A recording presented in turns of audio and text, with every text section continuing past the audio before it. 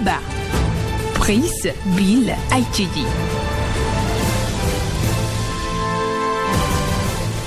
Bonsoir, bienvenue sur la voix des Cotonois. Vous écoutez Radio Cotonou. C'est l'heure de votre émission de décryptage de l'actualité, Actu et débat, tout premier numéro de ce nouveau mois d'octobre, un mois que nous vous souhaitons bien sûr très prospère.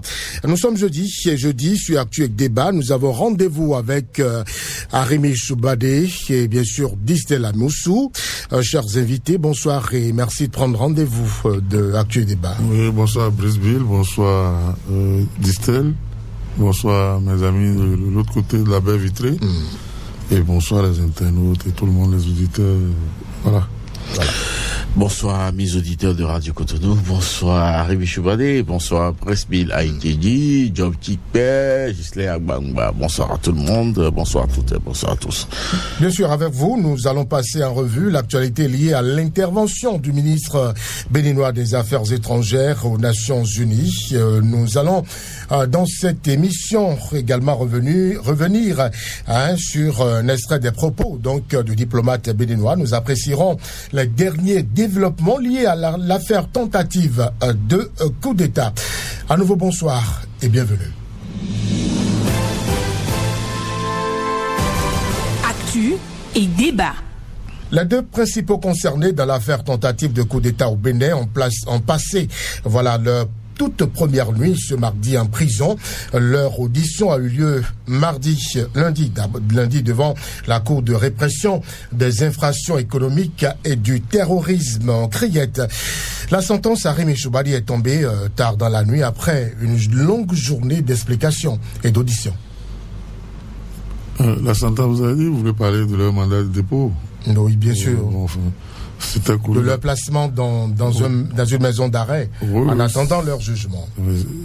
Ils étaient aux arrêts depuis une semaine avant. Bien sûr. Une semaine de garde à vue. Mais c'était couru d'avance pour ce qu'on leur reprochait.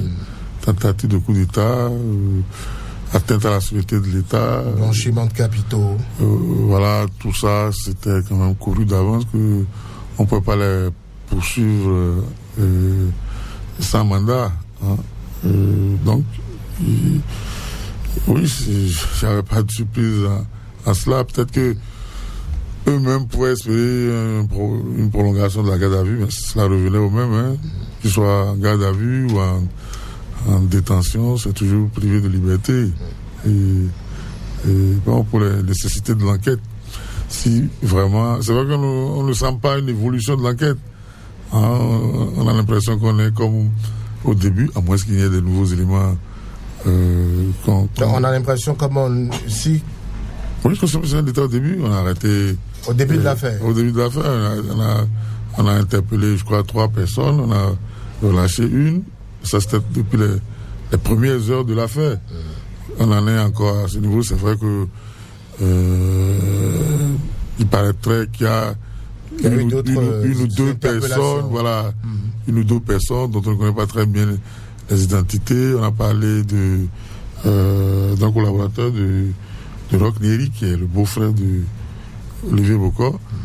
Donc on n'évolue pas vraiment.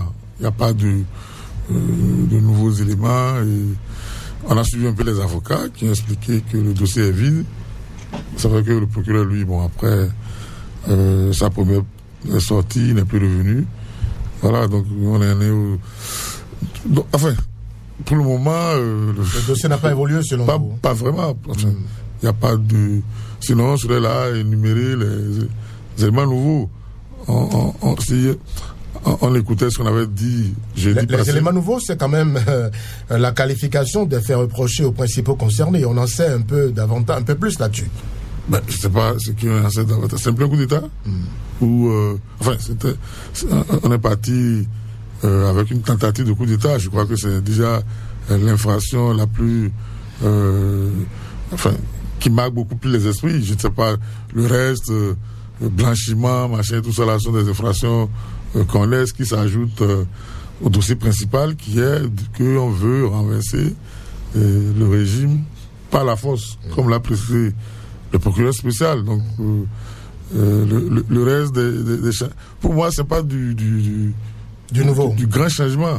On est comme au début. Si vous voulez, on peut écouter la bande du jeudi passé. Peut-être qu'on serait même dans les redites. D'accord.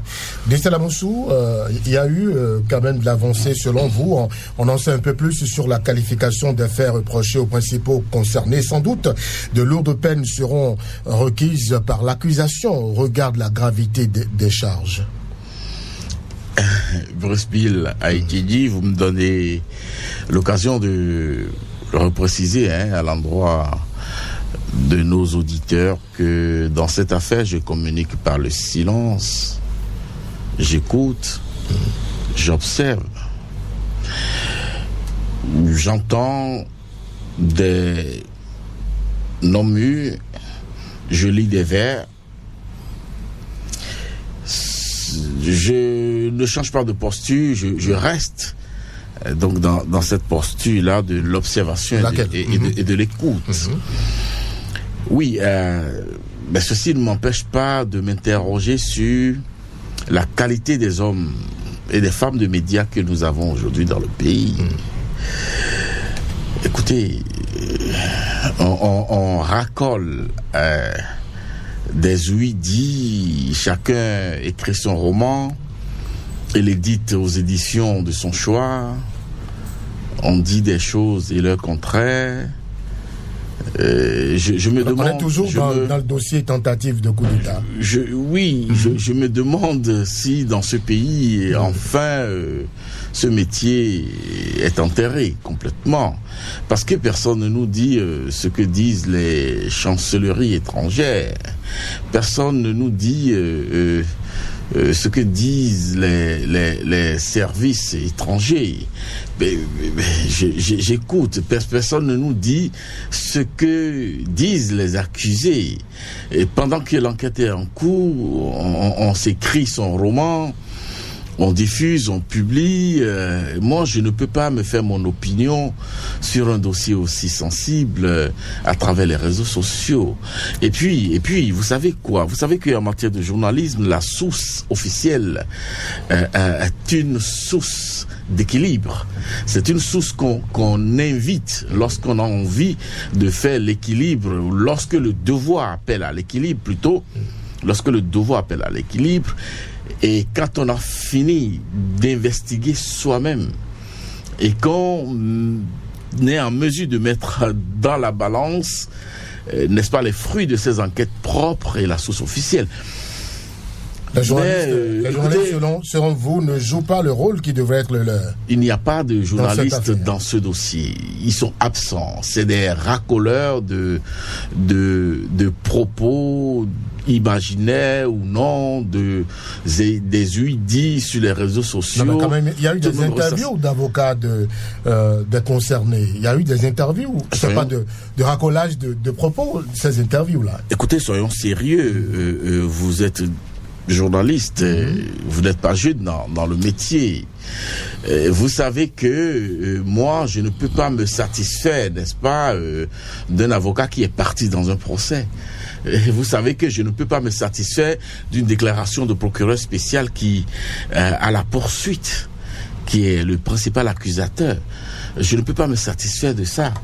Et je n'ai aucun élément d'appréciation par rapport aux personnes, n'est-ce pas, mises en cause. Je n'ai pas la liste, n'est-ce pas, exhaustive des personnes qui sont mises sous examen judiciaire. Je n'ai rien. Et je me demande pourquoi on m'interroge sur ce sujet. J'écoute, j'observe, j'analyse. Je rassure les auditeurs que je prendrai la parole. Je dirai, lorsque je vais finir, n'est-ce pas, de mon côté, d'avoir les éléments d'appréciation pour intervenir efficacement dans ce dossier-là. Je ne veux pas intervenir dans ce dossier pour ressasser des romans sur les réseaux sociaux. Non, je crois qu'il faut qu'on redonne du sens à ce métier-là dans notre pays, et parce que c'est pas le premier cas qu'on a connu dans ce pays. Par le passé, il y en a eu d'autres depuis Kérékou 1, pendant la période dite révolutionnaire que nous avons connue jusqu'à la fin de Kérékou 1. Qu'auriez-vous aimé que la presse fasse sur le dossier? L'investigation.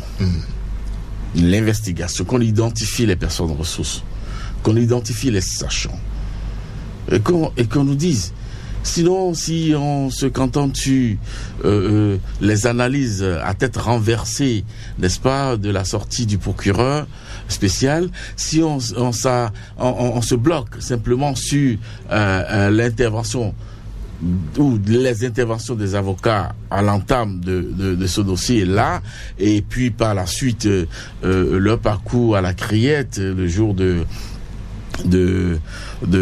la mise sous mandat de dépôt de certaines personnalités. Non, écoutez, je souffre dans ma peau par rapport à un métier que j'ai exercé pendant des années. Et donc, et par rapport à... Vous savez, moi, je suis l'homme de la lumière et de l'ombre, de par mon parcours. Voyez-vous, je suis l'homme de l'ombre et de la lumière. Et donc, je ne peux pas, face à de telles accusations, à un tel dossier, et me limiter à des circonvolutions, à des humeurs, à des états d'âme de personnes appartenant à tel camp ou à tel autre. Non, je ne peux pas opiner par rapport à ça. D'accord. Donc, je voudrais présenter mes excuses aux auditeurs et dire que je donne le temps pour moi d'emmagasiner suffisamment d'informations et de prendre position ouvertement, en toute liberté et de façon digne et efficace dans ce dossier-là. D'accord. Arémi Choubadé, vous souffrez aussi quand vous lisez la presse, vous, sur ce dossier-là? Non, je sais pas de quoi on parle. On parle du dossier de coup d'État ou bien de Distel Amoussou. S'il est si important pour la République et que c'est sa parole qui va décanter la vérité, bon, enfin, accordez-lui le temps d'organiser avec lui ses révélations pour que on puisse savoir lequel est. C'est la faute. Est-ce que c'est la faute à la presse si le dossier est vide? Est-ce la faute à la presse? La faute est à qui? Écoutez, le dossier a été même révélé par la presse, par un journal dans lequel je signe mon éditorial. Ça a été révélé par Olofofo. Pendant que tout le monde dormait, l'information était déjà sur le site que le ministre Omeki a été arrêté dans la chronologie, parce que ça n'a rien à voir avec la chronologie du procureur spécial. Le procureur spécial a estimé que le ministre Omeki a été arrêté avant, puisque c'est l'heure d'après que Olivier Boko a été arrêté. Mais nous, dans nos informations, nous avons déjà eu l'information de l'arrestation de Olivier Boko avant celle de Omeki. On peut même dire, sans trahir un secret, que la source qui nous a donné la première information est proche du ministre Omeki, et qui nous annonçait l'arrestation d'Olivier Boko, et non du ministre Omeki. Ce n'est que plus tard, une heure plus tard, qu'on a appris c'est la presse qui a révélé ce dossier-là. Et c'est pas les réseaux sociaux, c'est plus tard que les réseaux sociaux ont relayé. Ensuite, si le dossier est vide, les journalistes n'y ont pas fabriqué, on dit, dès qu'on a révélé l'affaire... Les journalistes devraient investiguer, selon Distel Amoussou. Ils ont dormi dans la cellule de Olivier Boko pour lui soutenir des informations, ou dans... je ne sais pas. Non, mais Distel va répondre. Non, je vous en prie, vous lui avez laissé. Lui ne veut même pas opiner sur le sujet. Et vous lui accordez tout le temps. Il a passé tout son temps à dire que c'est lui qui va révéler, qui va dire la vérité plus tard, quand il sera dans de bonnes dispositions, en toute liberté. Je ne sais pas si vous lui avez mis les minutes en ce moment-là, en ce moment-ci, et que c'est plus tard quand vous allez lui enlever ça. Il n'a pas dit ça en toute liberté. Non, mais on vient pour parler d'un dossier, pas des états d'âme des uns et des autres. S'il a ces états d'âme qui les garde pour lui le jour où vous allez lui organiser un plateau spécial pour faire ses révélations, il va les révéler. Mais pas, vous n'avez pas me demander moi de me prononcer sur son état d'âme, ça n'a même pas de sens. Je ne vous demande pas de vous prononcer sur son état d'âme. Oui, mais justement, vous parlez de journalistes. Affaires de journalistes, ce sont ces états d'âme. Les journalistes ne sont pas partis au dossier. dès que le dossier a été révélé... Vous êtes content, vous êtes heureux quand vous lisez la presse sur ce dossier. Mais je vous dis que c'est un journal dans lequel je travaille qui a révélé l'affaire. Quel état d'âme je peux encore avoir? En dehors de la satisfaction d'avoir eu la primeur d'une information. En dehors de ça... Est-ce dit que vous n'êtes plus retraité? Un retraité n'est pas un mort. Allez-y. Est-ce que vous pouvez compter dans ce pays tous les retraités qui gèrent? D'abord, le pays est géré par les retraités. Arémi, moi, je suis retraité de la presse. C'est une parenthèse. Oui, je suis une chronique dans un journal. Ça veut dire que j'ai quand même une présence dans ce journal d'une manière ou d'une autre. Alors, donc, c'est pour dire que je ne comprends même pas le procès qu'on peut faire aux journalistes dès que l'affaire est révélée et que la justice est saisie de ça. Et ce qui unit tout le monde, ce qui relie tout le monde, c'est la version officielle. Sinon le reste, comme on dit, ce n'est que supputation. On a parlé par exemple de la découverte de 1 milliard et quelques au domicile du ministre. Voilà. Et puis oui, personne n'a vu les coupures de billets, sauf le procureur qui nous a montré ça en photo. Maintenant, qu'est-ce qu'on fait? On y a cassé le coffre-fort du parquet pour aller chercher la couleur des billets ou je sais pas qu'est-ce qu'on veut savoir sur cette affaire. On dit que le dossier est vide. Mais ceux qui savent qu'il y a des éléments dans le dossier viennent révéler. Olivier Bocor, il n'était pas sur les lieux. C'est pas dans ici, c'est une tentative qui a été déjà, on a dit. C'est pas qu'on a le coup d'État se déroulait et on est allé l'enrayer. Et dans cette histoire-là, nous sommes dans une double trahison. Si on suit le dossier, ça dit que Olivier Bocor a trahi Talon, si les faits sont avérés, et que le colonel, un militaire ou un officier, lui aussi, il allait trahir son ami ou il allait piéger son ami qui est Omeki. Dans cette double trahison-là, la presse a quoi faire dedans? Oui, comment appelle-t-on, dès lors que le dossier est entre les mains de la justice, il y a les avocats. Quand on arrête quelqu'un et qui n'a pas d'avocat pour parler de son cas, c'est la faute à qui? C'est la faute aux médias. Ce sont les médias qui vont assister les gens qui sont poursuivis. Normalement, dès que quelqu'un est poursuivi, je suppose qu'il y a des avocats qui le défendent et qui devraient normalement arrêter avec lui la stratégie de défense et tenir l'opinion publique informée. Et c'est sur la base de ces informations officielles. On dit que les diplomates ou bien je sais même pas quoi, les services étrangers n'ont pas, j'ai pas compris. Je ne sais pas ce que les médias iront. On dit que s'il y a des éléments dans le dossier, si tant est vrai qu'il y a eu coup d'État, enfin, il y a eu tentative de coup d'État.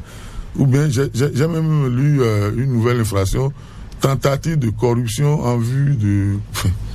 je crois que c'est un monsieur très célèbre sur les réseaux sociaux qui a sorti la nouvelle infraction que c'est une tentative de corruption en vue d'un coup d'État. Enfin, je sais pas, c'est la nouvelle qualification des faits. Être très célèbre sur les réseaux sociaux est une référence. J'ai parlé de beaucoup de choses, entre autres choses.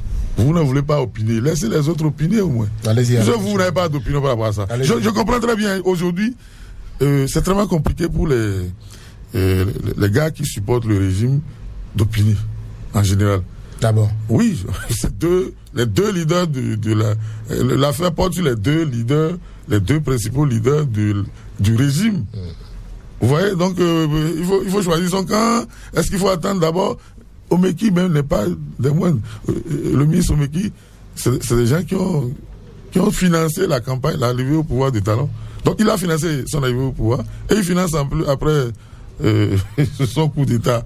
Et donc, vous avez vu, il y a même le parti dans lequel se trouve Omeki qui a déjà sorti 2 communiqués. L'UPR. Voilà, 2 communiqués dans la foulée. Justement, par rapport à cette avalanche de réaction de partis politiques, jusqu'ici, on n'a pas entendu le parti des démocrates, le MPL également.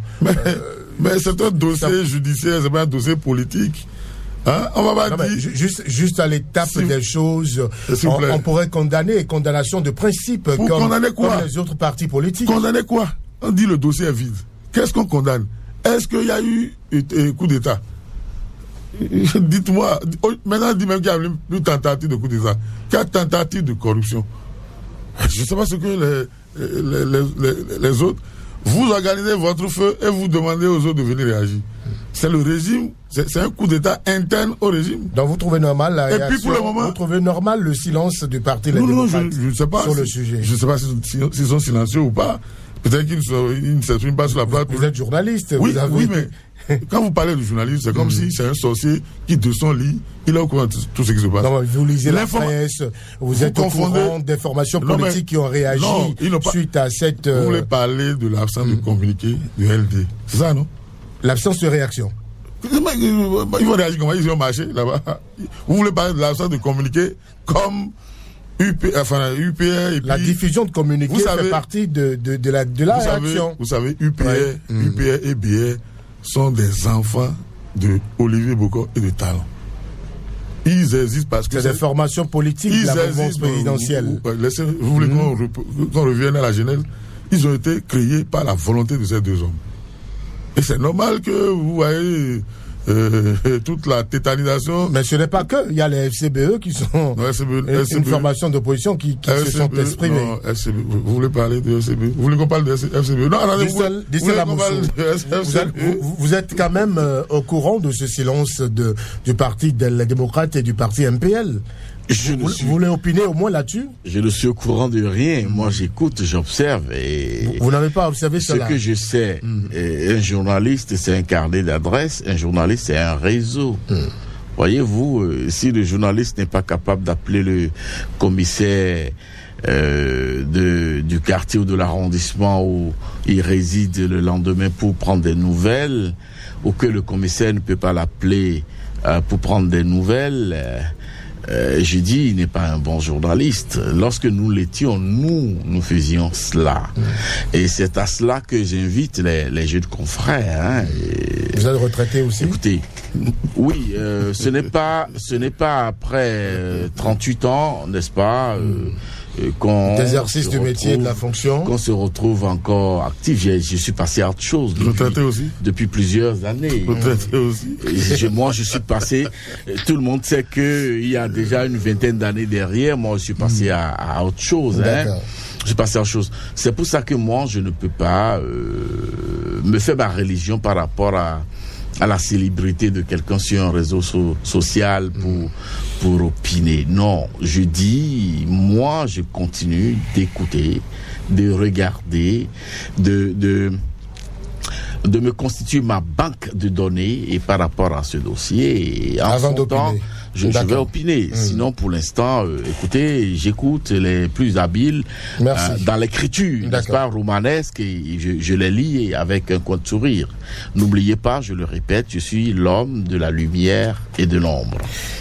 Merci Distel Amosso, merci Arimi Choubadé sur ce premier sujet. Le deuxième maintenant, le ministre béninois des Affaires étrangères s'est fait l'écho de la vision de son patron, du président Patrice Talon. Dans un discours, il a énuméré les enjeux sécuritaires en Afrique de l'Ouest et exprimé une nouvelle dynamique panafricaine, tout en réaffirmant l'engagement du Bénin à soutenir une renaissance culturelle et politique du continent africain. Le ministre des Affaires étrangères du Bénin a mis en lumière un panafricanisme audacieux et pragmatique, allant au-delà des discours habituels. Nous allons vous proposer de suivre Olusegun Bakari, ministre béninois des Affaires étrangères. Pour que l'Afrique prenne son envol, elle doit aussi se réconcilier avec son histoire et son identité profonde. Comme il est impossible de comprendre l'Europe sans prendre en compte l'influence de l'Église chrétienne, ou qu'il est impossible de comprendre le Moyen-Orient sans comprendre et chercher à comprendre l'islam, il est tout ainsi impossible de saisir l'essence de l'Afrique sans embrasser pleinement ses croyances, ses traditions, sa civilisation. C'est dans cet esprit que le Bénin, terre-mère de la culture vaudou, a pris l'initiative de corriger les perceptions négatives sur cette culture, notre culture. Nous voulons révéler au monde la richesse de notre civilisation. En connaissant et en respectant notre histoire, nos croyances et notre culture, le monde pourra comprendre qui nous sommes et pourquoi l'Afrique est essentielle à l'équilibre et au développement global. Mais le respect de l'Afrique ne s'arrête pas à la reconnaissance de son passé. Il passe également par un panafricanisme moderne, tourné vers l'action. Un panafricanisme engagé dans la réduction de la pauvreté, dans la construction d'un continent prospère. Un panafricanisme qui va au-delà des mots et qui passe à l'action. Ce panafricanisme doit se traduire par des actions concrètes. Comment pouvons-nous prôner l'unité africaine quand il est aujourd'hui plus facile pour un Européen de voyager à travers le continent africain que pour un Africain lui-même? Le Bénin a fait un choix audacieux, courageux, panafricain, en supprimant dès 2017 les visas pour tous les ressortissants africains. Ce geste n'est pas simplement symbolique, il reflète notre engagement à bâtir une Afrique où chaque Africain puisse se sentir chez lui, partout sur le continent. Voilà, le ministre béninois des Affaires étrangères, Olusegun Bakari, le 28 septembre dernier, à la tribune des Nations Unies. Stella Moussou, vous l'avez suivi, le respect de l'Afrique ne s'arrête pas à la reconnaissance de son passé, il passe également par un panafricanisme moderne tourné vers l'action. Que peut-on comprendre des propos du diplomate béninois? Aller au-delà des mots et passer à l'action, c'est pour moi concrétiser la vision et la pensée de célèbre père du panafricanisme, Kwame Nkrumah, et dire que désormais l'Afrique a besoin de s'inscrire résolument dans la démarche publiciste et vente de son identité, ce que le Bénin appelle la révélation. Et le ministre, n'est-ce pas, des Affaires étrangères du Bénin fait bien d'inscrire la culture vaudou au cœur de son narratif, car la culture, c'est l'équilibre de l'existence de l'être. Et nous le savons, il n'est point besoin de l'enseigner. La culture vaudou, placée dans le package de la culture endogène en Afrique, est la première culture de la civilisation humaine avant l'arrivée des autres cultures.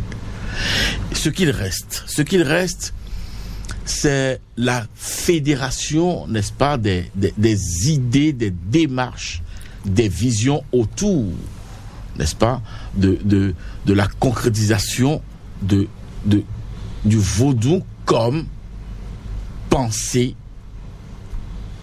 démarche, posture, comportement vers la capitalisation de l'humain. Et lorsqu'on dit dans le discours du ministre des Affaires étrangères que la construction de l'humain doit être désormais la vision vers l'intégration, le Bénin a commencé par poser des pas. Et ces premiers pas qu'il a pu citer, c'est l'ouverture du Bénin, n'est-ce pas, à l'Afrique et au monde. Dire que désormais tous les pays africains, tous les ressortissants africains peuvent atterrir dans notre pays sans visa, c'est une concrétisation de l'idée, du concept, même de l'essence de la CEDEAO. Aujourd'hui, sur nos cartes d'identité, nous avons, n'est-ce pas, le logo de la CEDEAO. C'est une réalité. Alors, c'est une invite aux autres pays de penser comme le Bénin et d'agir immédiatement pour que, n'est-ce pas, ce qui est pensé puisse devenir une réalité. Et cela a besoin forcément de réformes. C'est en cela que le président Patrice Talon a toujours plaidé pour la réforme de la CEDEAO. Il n'a pas été écouté en son temps. Et c'est pour cela que jusque-là, il n'a pas daigné accepter prendre la présidence de cette institution, parce qu'il est clair. Si vous me la donnez, je vais procéder à des réformes. Et c'est ce refus de l'accompagner qui fait, entre autres, aujourd'hui, ce que nous observons dans le Sahel, dans certains pays africains, membres n'est-ce pas, anciennement de la CEDEAO, qui se sont désolidarisés. L'AES. Voyez-vous? Alors, je crois que le Bénin aussi a tout intérêt à reprendre son bâton de pèlerin et à aller revoir ses partenaires, ses frères africains, ses frères chefs d'État africains, ses frères gouvernements africains, pour que le sommet de la vérité puisse se tenir, pour que les cadres de vérité puissent s'identifier et actionner. Que ce soit au niveau de la CEDEAO, tout le monde sait que la CEDEAO comporte des travers, des tares. C'est une évidence. Ça met de la inadéquation pour réformer les choses. Inadéquation entre le concept créateur, inadéquation entre les tests, inadéquation entre les réalités que vivent les communauté. D'accord. Je voudrais entendre Harim Choubadi sur la question. Le ministre béninois des Affaires étrangères parle de panafricanisme moderne. Il parle de panafricanisme qui passe à l'action, qui doit se traduire par des actions concrètes. Une position du Bénin qui tranche, vous pensez, avec ce qu'on a connu jusque-là du panafricanisme? J'espère que vous n'êtes pas en train de trahir ses convictions. Il dit que lui, faut pas agir par les mots, faut pas par les actes. Mais là, vous voulez qu'on l'apprécie par rapport à un discours qui ne reste que... Là même, c'est du vent, vous voyez. C'est du vent. Vous voulez, un discours de quoi? C'est une parole qui est partie. Vous voulez qu'on commente un discours? On peut tout mettre dans un discours. Un extrait de son discours, oui, c'est par l'entièreté. Oui, on peut tout mettre dans un discours. Que la terre est beau, que le ciel est carré, tout ce qu'on veut. C'est son discours à lui. Il y croit certainement. Hein? Dans les actes, il parle de visa pour... voilà. Vous savez, moi, je suis un peu gêné. Hein? Que oui, il est parti à l'ONU. Il est parti parler du vaudou au nom de l'Afrique. C'est ça qui est un peu gênant. Hein? J'aurais préféré qu'il commence par lui et moi, pas parler du vaudou là-bas, pour parler du vaudou à la CEDEAO, et que ensemble, l'Union africaine, pourquoi pas, et qu'ensemble... Avant de parler de l'Afrique. Non. Et qu'ensemble, il y ait une dynamique autour de la conception vaudou, pour que lui puisse transposer ça à l'ONU pour en parler. Je veux bien voir qu'est-ce que le Bénin fait, par exemple, en direction du Togo, du Nigeria, pour les associer à toute la dynamique autour du vaudou qui a commencé depuis le lendemain de la conférence nationale. Le Bénin veut prendre le lead de la renaissance culturelle. C'est ce que je suis en train de vous dire. Quelles sont les démarches que nous avons effectuées avec nos voisins par rapport à la dynamique autour du vaudou qui est née au lendemain de la conférence nationale. Vous savez qu'aujourd'hui, c'est pas cette mobilisation autour du concept vaudou ne date pas d'aujourd'hui. Nous célébrons chaque année partout dans l'Afrique des journées pour l'islam, des journées pour la chrétienté et tout ça. Le Bénin aurait pu se battre pour que une journée soit adoptée, peut-être pour le vaudou aussi, ensemble, ne serait qu'avec nos voisins ou associer nos voisins à notre célébration du vaudou. Et la dernière fois, on a mis en exergue les Brésiliennes avec toutes les déviances que vous avez observées.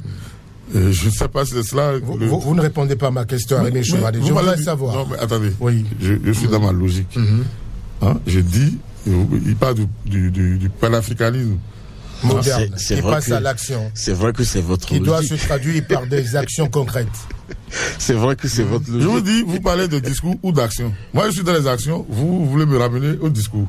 Si lui-même dit qu'il ne veut pas parler de mots et qu'il veut parler des actions, mais vous ne voulez pas qu'on rentre dans ses convictions, vous voulez qu'on se limite. Si c'est pour les discours, c'est un discours très bien prononcé, très bien libellé, un français châtié. Et puis oui, voilà, on lui donne quitus. Qu'est-ce que vous voulez que moi je dise sur son discours? Je voudrais que vous appréciez le panafricanisme qui passe à l'action. Le panafricanisme moderne. Bon, je vous ai demandé si ça tranche avec ce panafricanisme-là qu'on a longtemps connu en Afrique et qu'on connaît récemment. Là. S'il vous plaît, le vaudou n'est pas un sujet de panafricanisme selon vous? Ou bien le panafricanisme se limite au visa? Moi, je pensais que le vaudou devait être un instrument de panafricanisme. Allez-y. Ou bien, non, si vous n'êtes pas d'accord, si vous n'êtes pas d'accord, on passe à autre chose. Dans les actes, le Bénin lui-même, comment il est avec ses voisins? Est-ce qu'il avait, il a cultivé suffisamment vous savez, quand on veut parler de panafricanisme, moi je distingue deux sortes de panafricanistes.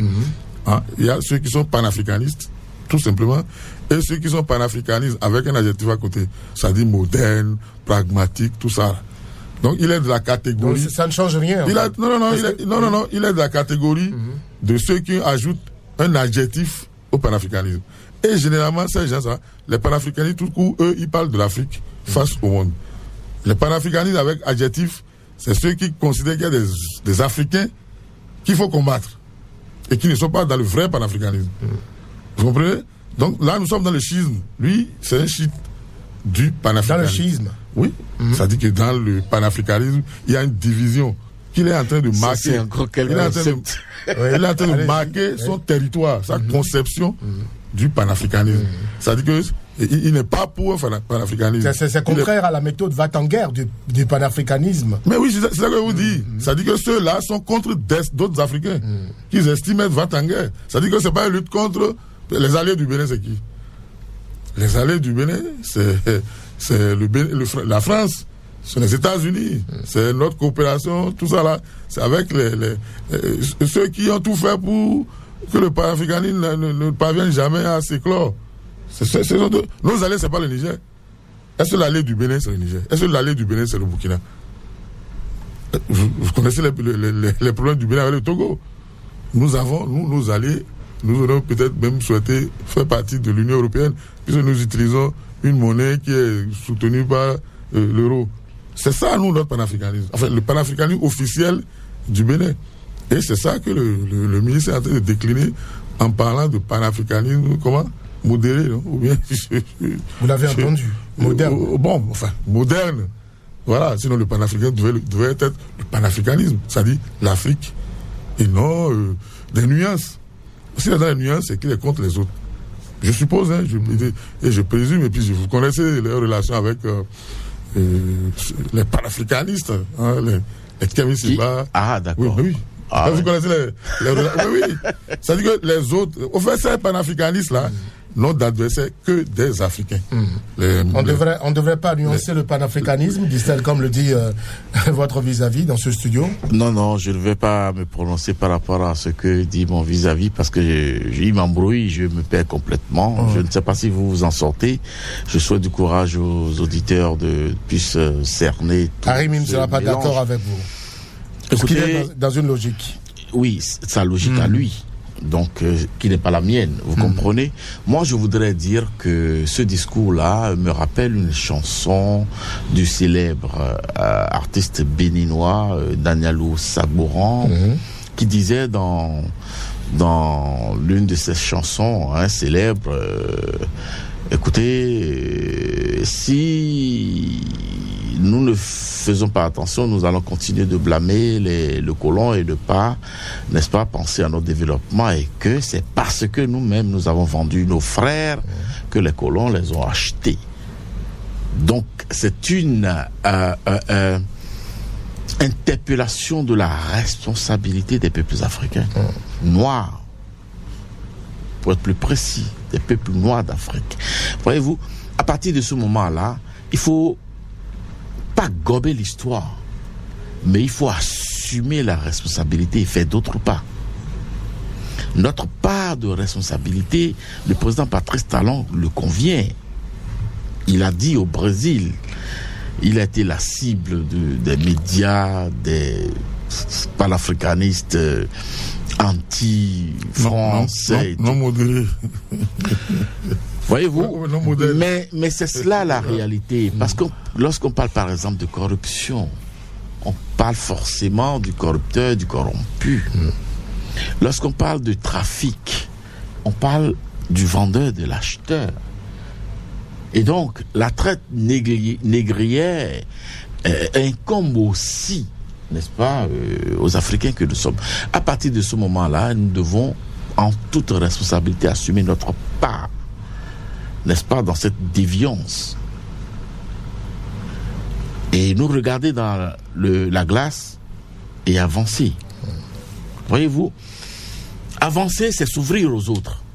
Avancer, c'est d'accepter, n'est-ce pas, de faire des concessions. Avancer, c'est de s'asseoir. C'est pour cela que j'invitais tout à l'heure les États africains à identifier le cadre de discussion autour du vaudou, qui pourrait être un concept panafricaniste. Mais il faut que le pas se pose. Il faut que le cadre se trouve pour ce débat. C'est la tribu de l'ONU, non? Le Bénin est d'accord pour poser ce pas-là. Oui, il y a des discours. Alors, à partir de ce moment-là, lorsque le déclic est donné à l'ONU, il faut, lorsque ce n'est pas pour la première fois que le Bénin prend ce lead.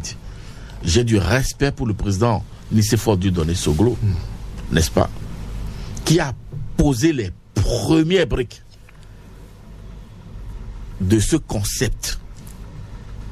D'où notre héritage commun aujourd'hui, qui est, n'est-ce pas, la fête identitaire autour du vaudou. Voyez-vous? Alors, si l'un de ses successeurs vient poser d'autres briques, il nous appartient de regarder si elle est posée correctement ou l'ajuster. Voyez-vous? Mais on ne peut pas le blâmer pour avoir posé la brique. C'est pas là, d'accord. Voyez-vous?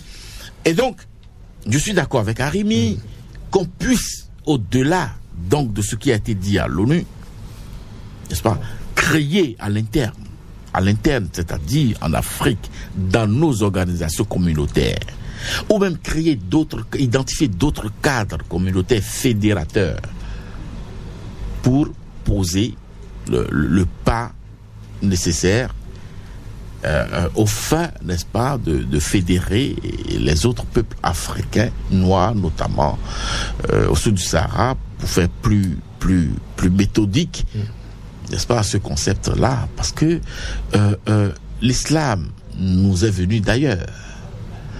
Le christianisme nous est également venu d'ailleurs. Oui. Alors qu'est-ce que nous, Africains, peuple noir, vendons au Conseil des Nations, à part notre culture? Et l'autre, ne disait-il pas que lorsqu'on a tout oublié, ce qui nous reste, c'est notre culture? Arimi Choubadé, vous avez dit que les chiites, comme vous les avez appelés, quand ils nuancent, ils sont contre les autres. À quoi devra-t-on s'attendre avec, suite à ce discours de ministre, à un duel panafricaniste sur le continent? Mais oui, non, vous n'avez pas suivi le discours qu'on appelle les ministres des Affaires étrangères des pays du Sahel.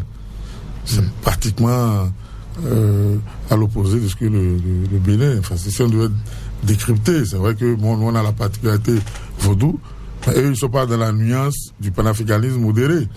Ils estiment que il faut revisiter le colonialisme. C'est déjà bien, bien si avec eux que nous ne pouvons pas dissocier de nous, avec eux nous sommes d'accord à pérenniser, n'est-ce pas, l'héritage de Kwame Nkrumah et des autres.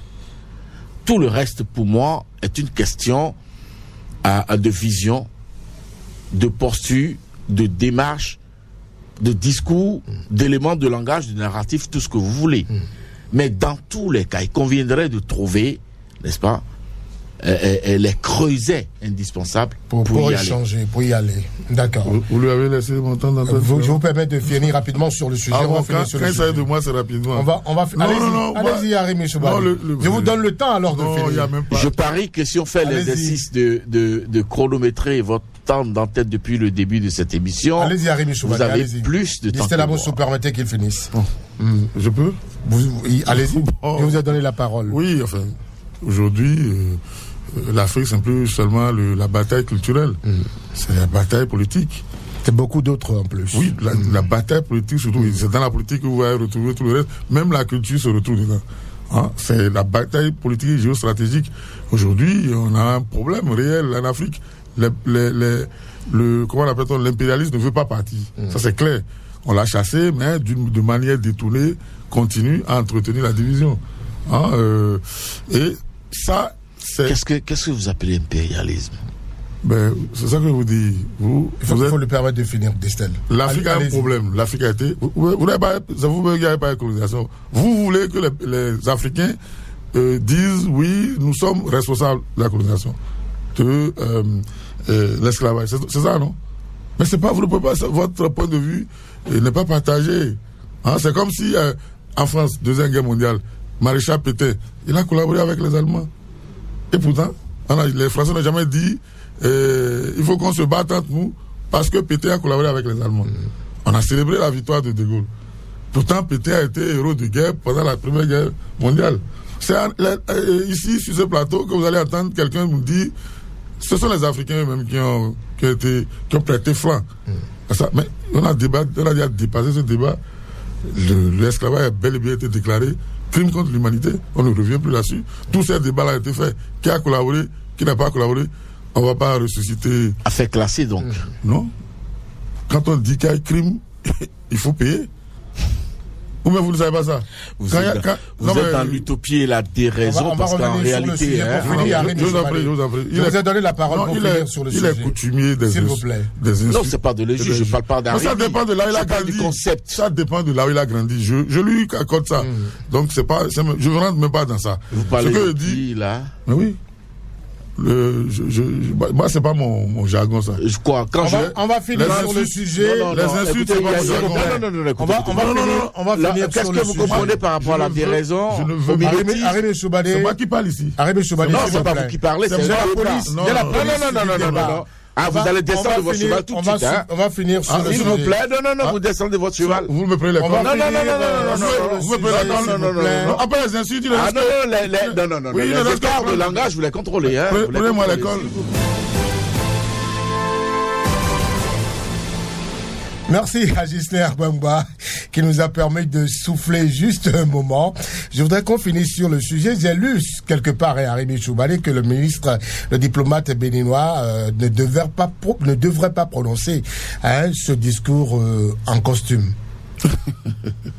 Bon, ça c'est un détail. Hein? C'est un détail. Je vous ai dit, même le discours, c'est un détail. Il a fait un discours... on ne devrait pas s'intéresser aux détails. Bien construit, c'est vrai que dans la construction idéologique, il y a des problèmes, forcément. Hein? Bon, maintenant, s'il vient... D'abord, c'est une des rares fois où on voit depuis 8 ans, ministre des Affaires étrangères béninois. Enfin, moi, je n'ai pas suivi. Peut-être que c'est passé, ça m'a échappé, mais c'est pour la première fois que je vois un ministre béninois. Peut-être que dans l'organisation, il y a des trucs qui n'ont pas, enfin, s'il est en costume ou pas, je vois que ça c'est un détail, hein, c'est pas, enfin, pour moi ça ne compte pas. Mais dans le rendu, je pense. L'intéressant c'est le rendu. Oui, je dis, sa posture du panafricanisme, c'est contre les autres Africains qui ne font pas ce qu'il appelle lui panafricanisme moderne. Ce que pour moi ça c'est gênant. Comme mon ami qui croit que c'est les Africains. Je vais écouter Distel Amoussou là-dessus. Détail, on ne devrait pas s'intéresser à ces détails. Quelqu'un a dit sur les réseaux sociaux quelque part que le ministre a fait un bon rendu, mais il ne devrait pas le faire en costume. Écoutez, je partage en partie, n'est-ce pas, cette conception. Mais on ne peut pas blâmer le ministre. Il faudra inscrire cela dans une démarche globale. N'est-ce pas, des pays qui veulent marcher sur le terrain du panafricanisme. Lui, il est modèle. Donc il doit être en costume. Distel, allez-y. Écoutez, lorsque je regarde le Nigeria à côté, depuis plusieurs années, tout ce qu'ils ont eu comme chef d'État, à moins que je ne me trompe, ou que cela m'ait échappé, je n'ai pas encore vu à une aussi grande audience, avec autant de solennité, un président du Nigeria porter un costume. Voyez-vous? Et c'est en cela que je voudrais saluer une dame au Bénin, ambassadrice de notre culture, de notre production cotonnière. Je voudrais saluer Madame la vice-présidente de la République du Bénin, Madame... Paquel, non? Paquel. Pardon? Paquel. C'est quoi Paquel? Elle n'est pas seule, non? Écoutez, je voudrais la saluer, elle, précisément, j'insiste là-dessus. Vous savez, depuis que cette dame, je l'ai connue, de toutes les façons, depuis qu'elle est apparue publiquement avec ce statut, ce titre de vice-présidente de la République du Bénin, partout où je la rencontre, que ce soit sur ses images ou que ce soit dans des sorties officielles, vous la voyez en canevas. Je dis, c'est à saluer. Et s'il était possible de demander, n'est-ce pas, au chef de l'État. Donc pour vous, c'est un détail qui compte. C'est un détail qui compte. Vous savez, vous ne vendez que ce que vous avez à vendre. Mais lorsque vous vendez mal ce que vous avez à vendre, on vous l'achète moins cher. Voyez-vous? Et c'est en cela que j'insiste à saluer, n'est-ce pas, cette posture, ce choix, cette option de la vice-présidente de la République du Bénin qui a décidé, n'est-ce pas, de vendre le canevas béninois dans toute sa splendeur. Et donc, celui qui reproche au ministre des Affaires étrangères de se mettre en costume a partiellement raison. Partiellement raison parce que, vous savez, lorsque vous allez vous inscrivez dans la démarche diplomatique, il y a des comportements, il y a des faits, il y a des gestes, il y a des couleurs, par exemple. On nous enseigne qu'en matière, n'est-ce pas, de grandes assemblées de l'Union européenne, la couleur dominante, c'est le bleu. Voyez-vous? Et donc, lorsque un diplomate doit, n'est-ce pas, répondre de façon rigide aux clauses de dressing, n'est-ce pas, de sa profession, écoutez, vous allez voir qu'à des assemblées données, il ne pourra pas s'écarter, n'est-ce pas, de cette rigueur vestimentaire. Mais il appartient donc à l'Afrique de trouver les creusets pour commencer par faire... Pour vendre ce qu'elle a de cher. Tout à fait. Merci, ce sera votre mot de la fin. Déjà. Arémi Choubadé, oui, déjà. Arémi? Non, c'est lui qui a pris la parole en premier, c'est pas lui qui termine. Un mot de la fin. Non, il y a une mauvaise distribution. Il y a une mauvaise distribution.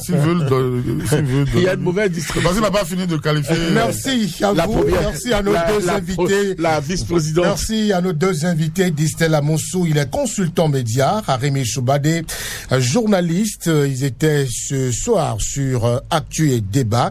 Merci à vous, chers invités. Ghislain Agbangba, Job Tikpe et Brice Bill a été dit aux commandes de cette émission de ce jeudi. Premier numéro, je rappelle, de ce mois d'octobre. On va se retrouver avec nos deux confrères, nos deux coéquipiers du jeudi prochain. Allez, bonsoir.